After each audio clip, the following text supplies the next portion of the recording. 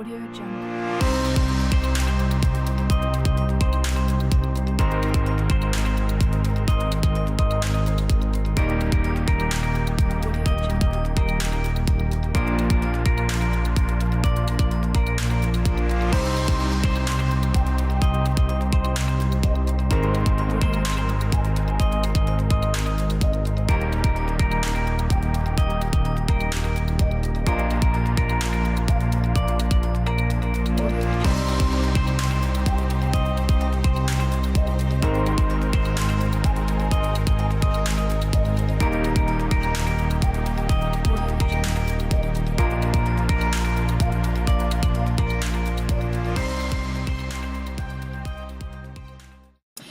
Bonjour, je suis Betty Guillot, donc chef à domicile et traiteur pour la Bulle Gastronome, ma société.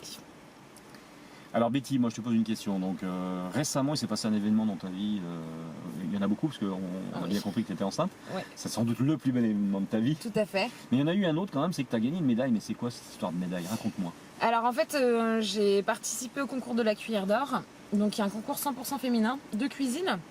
En fait c'est une sélection au niveau national, donc dans chaque département ou chaque région, les femmes ont la possibilité de postuler en fait pour participer à ce concours. Donc j'ai passé la sélection en décembre 2018 en faisant le choix de représenter la Martinique puisque je suis ici depuis maintenant bientôt 3 ans de nouveau. Et j'ai eu la chance d'être sélectionnée, donc je suis partie à Paris pour faire ce concours, donc 100% féminin, uniquement des femmes, de catégories professionnelles et amateurs. En fait qui consiste sur un thème défini avec des produits imposés, de cuisiner pendant 4 heures face à des meilleurs ouvriers de France et des grands chefs connus dans le monde entier, une dégustation à l'aveugle et après une sélection, et j'ai eu la fierté et l'honneur de remporter le premier prix donc de la sélection France, qui me pousse à participer maintenant au championnat mondial qui se tiendra le 18 novembre 2020 à Paris également.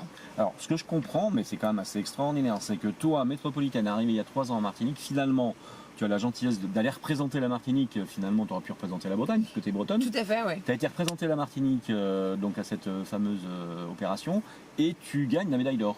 C'est ça, tout à fait. Donc premier prix, et pourquoi la Martinique? Parce que je trouve que c'est un endroit que j'aime beaucoup, où je me sens très proche de beaucoup de choses. La culture locale, j'ai trouvé vraiment le côté accueillant et divers, la diversité en fait en Martinique, et l'intérêt c'était de pousser toutes les personnes que j'ai rencontrées ici dans la cuisine et de mettre en avant d'autres aspects que simplement le petit punch, les palmiers et les plages, bien qu'elles soient magnifiques, mais non, un vrai parti pris.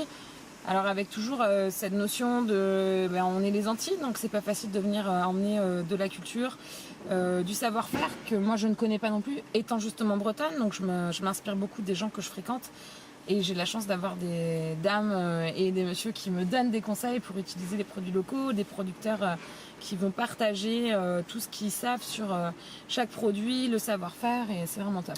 Alors ce que je comprends, c'est que finalement dans ta cuisine, et là on revient un petit peu au côté intimiste, finalement, qui tu es vraiment, c'est que tu as un savoir-faire, tu as l'habitude de travailler avec des produits qui étaient plutôt métropolitains jusqu'à maintenant, et tu vas dans ta cuisine, dis-moi si c'est vrai, associer finalement les produits locaux, les produits métropolitains, les faire un medley. Voilà, c'est ça, c'est comment j'essaye avec ce que je sais faire, qui est très traditionnel français, puisque moi ma Bible c'est l'escoffier, donc ça va être du bœuf bourguignon, de la blanquette de veau au départ. Et en fait je vais essayer d'incorporer des produits qu'on trouve uniquement en Martinique pour les valoriser, les détourner un petit peu de la culture qu'on connaît aussi en Martinique, parce que la culture culinaire en Martinique elle est très précise, et en fait sortir un petit peu des codes juste comme le poulet colombo ou ce genre de choses. Sortir des habitudes. Voilà, finalement. des habitudes. Et sortir des habitudes, parce que déjà en fait ma première problématique c'était de ne pas savoir maîtriser cette culture locale. Voilà, le lambi. Voilà, c'est ça. Le lambi aujourd'hui c'est un produit que j'adore manger mais que je ne sais pas cuisiner. Parce que c'est un vrai savoir-faire. Au même titre que Robuchon, on a sa fameuse purée façon Robuchon. En fait c'était vraiment les gens qui travaillaient avec monsieur Robuchon qui savaient la faire au départ. Donc voilà, donc moi c'est l'association des deux, et valoriser les produits locaux dans ma cuisine sans dénaturer non plus d'où je viens. Donc Ça marche plutôt bien. J'ai un bien. bon retour. Et puis parfois aussi j'ai des retours qui me disent ah bah non là tu devrais forcer un petit peu plus là-dessus. Ou, Voilà. donc On a bien c'est hyper compris intéressant. ta volonté d'associer finalement d'autres talents qui sont des talents Tout à fait. locaux et pour améliorer ta cuisine et trouver l'excellence finalement. Tout à quelque fait, part. c'est ça. Alors après, tu nous as parlé d'une proximité, on va dire assez rare avec certains chefs, certains grands chefs. Pierre Gagnère en particulier, qui a eu ses 3 étoiles à Paris, C'est ça. et qui a commencé à Saint-Étienne. Moi, je l'ai connu à Saint-Étienne. Tout à fait. Alors Pierre Gagnère, c'est vrai que c'est une de mes plus belles expériences culinaires. Tout simplement, j'ai mon père qui m'a invité à manger là-bas quand j'étais très jeune. Et c'est ce qui a déclenché cette envie de cuisiner. Alors qui n'était pas forcément la première voie, parce que déjà c'est un métier, on va dire, il y a encore 10 ans, quasiment 100% masculin, très peu de femmes. Donc pas forcément passer le pas d'aller en cuisine, mais c'est quelqu'un qui a... dans la cuisine, ce que j'aime, c'est toutes les émotions qui vont se déclencher.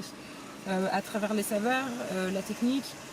Et Monsieur Gagnère, c'est pour moi, il a été élu meilleur chef du monde il n'y a pas si longtemps, et je pense qu'il mérite son poste. Parce qu'il a ce côté transmission et les émotions qu'il met dans sa cuisine, c'est quelque chose qui m'a beaucoup touchée et qui m'a donné envie justement de passer de l'autre côté de la table et de tenter. Donc j'ai eu la chance de travailler avec lui, de rencontrer ses chefs qui sont tous de la même génération que moi et qui ont aujourd'hui, qui ont donné une autre dimension et quelque chose de très moderne à la cuisine et de très ouvert. Donc, Alors justement, à ce niveau, au niveau de ta cuisine proprement dit, tu nous l'as expliqué, tu es traiteur à domicile. c'est ça. Donc c'est-à-dire qu'on peut te commander des prestations.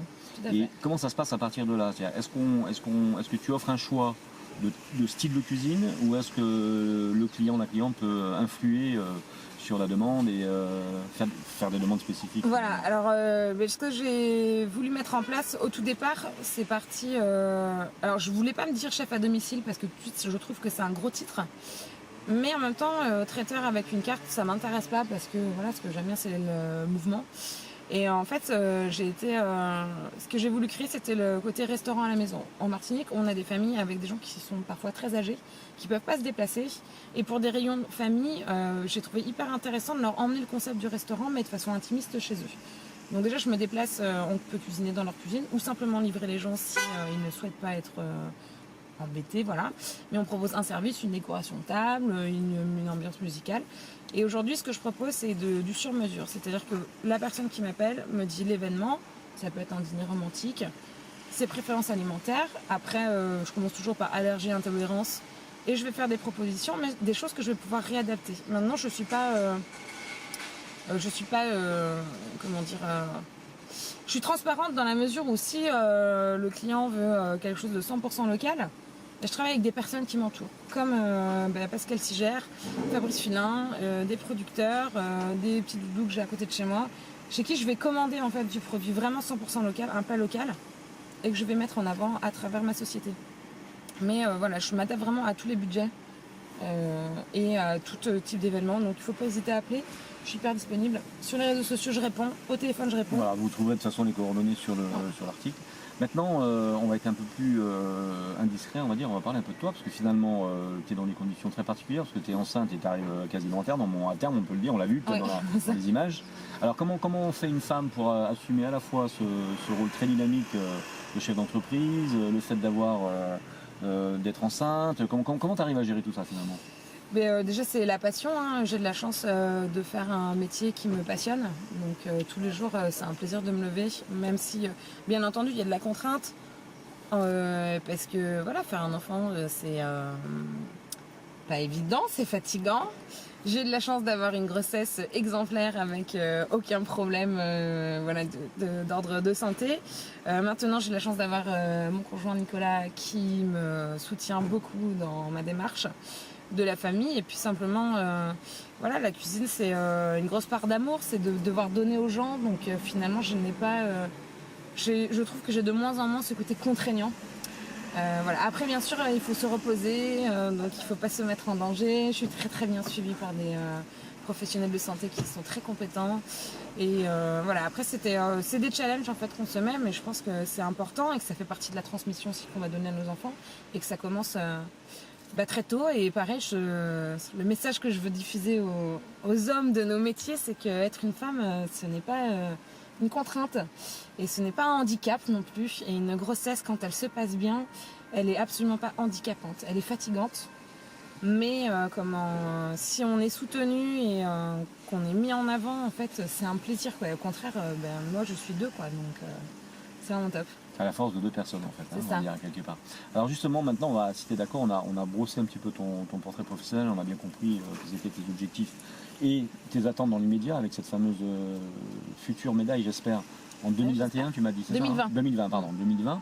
Donc justement, qu'est-ce que va être cette opération de 2020? Tu peux nous en parler un petit peu? Alors du coup, le 18 novembre 2020 se tient donc la finale mondiale. Donc en comparatif sur l'organisation, on va être bon, c'est pas le même concours puisque le Bocuse d'Or reste le concours ultime, mais on va être sur une organisation similaire. La Cuillère d'Or fait de ses sélections à l'international, donc au Japon, aux États-Unis, au Pérou, il me semble en Espagne également. Donc dans chaque pays, il y a eu la même démarche. Voilà, il y a la même démarche. Il y a eu un premier ou une première dans sélection, chaque en fait. Une vraie sélection avec une première ou un premier. C'est ça. Et ensuite, on va se rencontrer. tous ces gens-là se retrouvent. Voilà. Et donc là, en gros, c'est. On se retrouve où donc, on a dit sur le salon Équipe Hôtel le 18 novembre 2020. Voilà. Donc ça, c'est à Paris. Voilà, à Paris. Donc uniquement des femmes. D'accord. Donc on reste sur le principe du concours 100% féminin. Toujours un jury d'excellence avec, j'ai pas encore les noms, encore. Mais voilà, vu les noms de la sélection France, il n'y aura pas de problème. Et en fait, toujours pareil, un thème, donc une thématique qui est d'actualité, puisque moi sur la sélection France, la thématique c'était le développement durable. Donc on a aussi un vrai désir d'aller plus loin que dans le simple fait d'aller faire de la popote derrière une cuisine. Et des produits imposés. Et donc voilà, c'est une rencontre internationale que j'espère évidemment remporter. Après, il faut savoir que ce type de concours, c'est 1 an de préparation avec des coachs. Des produits imposés aussi. Des produits imposés, donc des producteurs qui me suivent et qui vont me soutenir pendant toute une année sur la réalisation de mes plats, les entraînements. Donc voilà, c'est une partie de vie, c'est pas simplement... c'est pas une émission de télé, quoi. Oui, c'est ça. C'est vraiment un objectif professionnel. Un objectif et avec une revalorisation potentielle de ton métier. Et en fait, très importante puisque dans la cuisine, moi, je suis autodidacte à la base. J'ai une formation commerciale. J'ai toujours travaillé dans la restauration parce que j'adore ce métier. Mais j'ai appris parce que j'ai eu la chance dans mon métier de commercial de rencontrer des grands chefs qui, à force d'être dans leur cuisine, à un moment donné, m'ont dit donne-moi la poêle, je vais essayer. Mais voilà, je suis quelqu'un d'autodidacte. Aujourd'hui, remporter la sélection France, d'être jugée par Monsieur Scherer, Guy Leguet, Christelle Bruat en pâtisserie, il y a Virginie Basselot qui est une des 2 femmes meilleures ouvriers de France. Et d'avoir ces compliments en disant c'est bien ce que tu as fait, tu as été sélectionnée. C'est une vraie valorisation de ce que je fais au quotidien. Tu peux plus t'arrêter là d'ailleurs en fait, complètement. Non, en fait, du coup, j'ai envie d'aller plus loin. Alors, on voit la femme de caractère, c'est sûr. Et voilà, et aujourd'hui c'est une façon de légitimer aussi ce que je fais, puisque justement j'ai pas le parcours traditionnel, je suis pas passée par une école hôtelière. Et puis voilà, c'est hyper important de se valoriser. En Martinique, j'ai eu des félicitations de personnes influentes aussi, des femmes influentes que je respecte beaucoup. Véronique Bidot-Deschaumes, qui est présidente de l'UMI, qui m'a félicité, voilà, que j'espère être amenée à rencontrer. Babette de Rosière, qui représente aussi les Antilles au niveau international. Alors, justement, donc à ce sujet, pour ce grand concours, on va dire, de 2020, tu nous confirmes que tu représenteras aussi la Martinique. Voilà, donc je vais représenter la France d'un point de vue général, mais effectivement, on attend les sujets et moi le but c'est de mettre en avant des produits martiniquais et de les intégrer, puisque mon travail c'est de valoriser ce qu'on fait aux Antilles et puis de pouvoir inscrire le patrimoine culturel antillais dans l'héritage de la gastronomie française. Betty, merci. Merci beaucoup. Belle journée à toi. Également. Et puis on t'attend avec plaisir avec ta nouvelle médaille en 2020, on sera là. Voilà, c'est ça, avec plaisir. Merci. Merci à toi. Audio Jungle.